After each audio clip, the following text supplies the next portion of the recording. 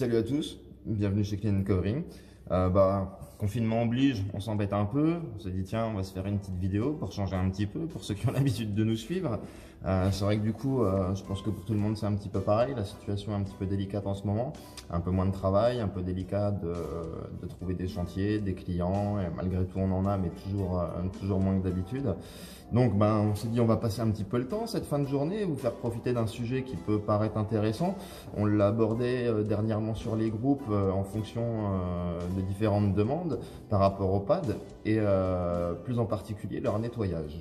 C'est vrai qu'on parlait des pads, du nombre de pads qu'on utilisait pour la voiture et je me suis dit tiens pourquoi pas, je viens de finir justement le polissage de la Camaro qui est là juste derrière. J'ai les miens à faire, donc je me suis dit tant qu'à faire, autant je vais faire une petite vidéo, vous en faire profiter pour ceux que ça pourrait intéresser, puisque les pads, on en a différentes tailles, ça comme vous le savez, ça je vais apprendre ça à personne. Les miens justement sont pleins de polish et ont besoin de passer au nettoyage. Donc avant de commencer, je vais déjà vous parler des outils nécessaires pour le nettoyage des pads. La première chose, après ça me reste mon avis, que moi j'utilise, ça va être cette brosse. C'est la brosse Bigfoot. Alors c'est une brosse qui sert à deux choses. La première chose, elle va vous servir à décoller les pads de la machine grâce à ce petit bout. En fait, c'est ce que vous viendrez glisser entre le plateau et le pad pour pouvoir l'enlever sans arracher le velcro à chaque fois. Et vous avez de l'autre côté une brosse qui reste relativement dure avec des petites alvéoles en caoutchouc. Je ne sais pas si vous voyez bien. Voilà. Et qui va servir à deux choses. Moi, je m'en sers pour le nettoyage des pads et aussi pendant qu'on les utilise pour pouvoir les dégorger quand ils sont saturés, ne pas avoir à changer trop, malgré le fait que, comme on le disait l'autre fois, vous savez que je change quand même régulièrement de pads.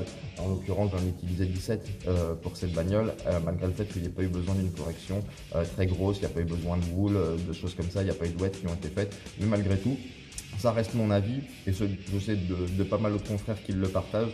Le fait de changer régulièrement de pad, ça évite déjà de les flinguer et ça permet de les utiliser plus longtemps.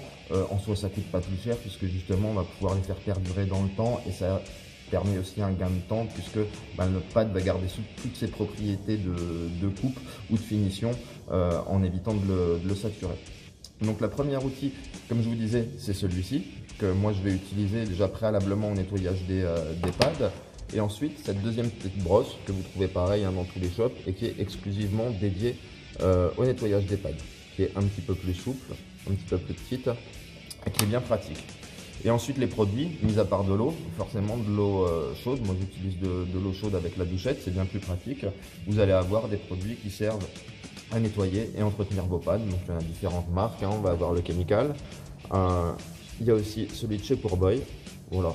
Bon après, chacun ses affinités, il n'y en a pas un qui est forcément plus efficace que l'autre, enfin tout du moins c'est pas mon avis, je ne le ressens pas comme ça, vous verrez, mais il existe des produits spécialement dédiés pour déjà bien les nettoyer, tout comme les microfibres, et aussi pour pouvoir les faire perdurer dans le temps, malgré le fait que comme dit, un pad au bout de 2-3 véhicules, de toute façon, il sera bon à acheter. Donc la première chose, avant de passer au lavage, c'est que je me sers de cette brosse. Et déjà, ça va nous permettre en fait simplement d'enlever le plus gros avant de passer au lavage. Ça évitera de se casser la tête avec la petite brosse. Comme vous le voyez, je ne sais pas si ça se voit bien la vidéo, mais ça enlève déjà pas mal de choses. Il y a pas mal de résidus de polish déjà qui s'en vont. Voilà, donc on va le frotter assez généreusement. Pas la peine d'appuyer comme des fous non plus. Et on va venir frotter ces pads déjà pour enlever le plus gros des résidus. Et je pense que là ça se voit bien sur cette couleur rouge, ça permet déjà d'enlever la plus grosse partie des résidus. Voilà, donc ça c'est la première étape. Et ensuite on va passer à la deuxième. Bon, alors comme je vous le disais, on va passer au nettoyage. On va en prendre deux pour vous montrer, on va pas y passer 3 heures. Alors moi j'utilise la doucette, c'est vrai que c'est bien pratique d'avoir ce petit ustensile. Et on va y passer. Déjà, ça permet de boucher généreusement et de faire partir le plus gros. Et ensuite, je vais vous l'expliquer avec les produits. On va venir en mettre un petit peu avec le sprayer et frotter avec la petite brosse. Voilà, ça sert à rien d'insister pour les abîmer, ça part relativement bien. dans tous les recoins, surtout sur les bords. C'est là que ça se niche, le polish. Et on voit bien que c'est assez efficace. L'odeur est assez sympathique aussi en plus.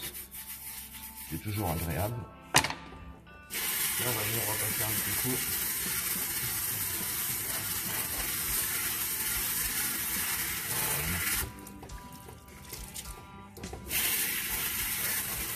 Sur les côtés aussi.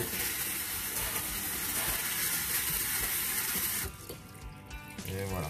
Je prends toujours l'habitude de les essorer. Ça fait gagner énormément de temps au séchage parce que c'est vrai que ça prend pas mal de temps de sécher. Puis on voit que le résultat est assez sympathique. On va essayer sur le verre parce que c'est vrai que le verre il avait pas mal mangé. On va faire la même chose. Voilà, déjà pour enlever le plus gros. Et ça permet déjà d'enlever le plus gros des résidus de polish et des contaminations qui sont dessus. On va prendre le chemical, tiens. Changer. Et pareil, on se fait un petit peu dessus. On prend sa brosse, on frotte. Comme dit, hein, c'est pas la peine de le faire trop fort parce qu'on risque d'abîmer la mousse, surtout pour les pâtes tendres. Autant les pâtes dures ça peut aller, autant comme celui-ci en viseur, le verre et l'extra tendre et l'extra souple. Ça sert strictement à rien à part l'abîmer. Puis on voit que le résultat est plus que convaincant. Ça nous dit bien. Et on va venir le rincer, toujours à l'aide de la doucette. Voilà. Le chemical mousse un peu plus. Après on voit que sur les pâtes souples aussi ça a toujours tendance à mousser plus. Et ça va aller bien s'incruster à l'intérieur. Sur les côtés, ça permet de faire bien sortir.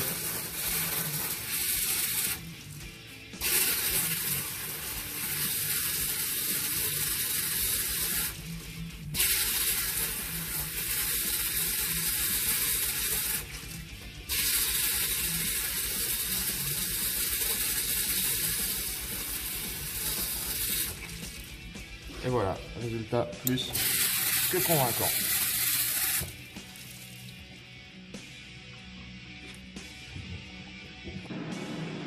Donc voilà, les pâtes sont nettoyées.